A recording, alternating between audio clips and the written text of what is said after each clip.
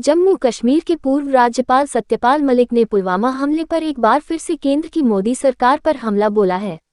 उन्होंने कहा कि 2019 का लोकसभा चुनाव हमारे 2019 के शवों पर लड़ा गया था।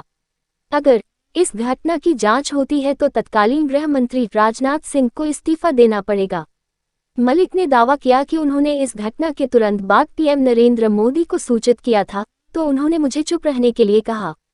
राजस्थान में अलवर जिले के बानसूर में एक कार्यक्रम में सत्यपाल मलिक ने कहा, 2019 चुनाव हमारे जवानों के शवों पर लड़े गए और कोई जांच नहीं हुई। अगर जांच हुई होती तो गृह मंत्री राजनाथ सिंह को इस्तीफा देना पड़ता, कई अन्य अफसरों को जेल होती और बड़ा विवाद खड़ा होता।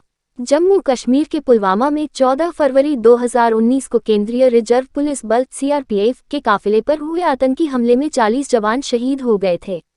जम्मू कश्मीर से संबंधित मुद्दों के बारे में मुखर रहे सत्यपाल मलिक राज्य के 2 केंद्र शासित प्रदेशों लद्दाख और जम्मू कश्मीर में विभाजित होने से पहले राज्यपाल थे। उन्होंने रविवार को कार्यक्रम के दौरान कहा कि 14 फरवरी 2019 को जब पुलवामा हमला हुआ था, तब PM Modi Jim Corbett national park में शूटिंग कर रहे थे। जब पीएम वहां से बाहर आए तो मुझे उनका फोन आया। मैंने उनसे कहा कि हमारे सैनिक मारे गए हैं और वे हमारी गलती से मारे गए। तो इस पर पीएम मोदी ने मुझसे कहा कि चुप रहो। हाल ही में मलिक के दावे पर सीबीआई ने उनसे पूछताछ की थी।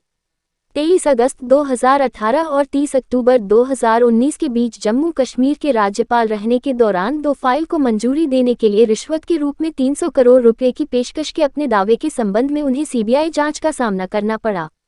इसके अलावा सत्यपाल मलिक ने अदानी मुद्दे को लेकर पीएम नरेंद्र मोदी पर भी हमला बोला।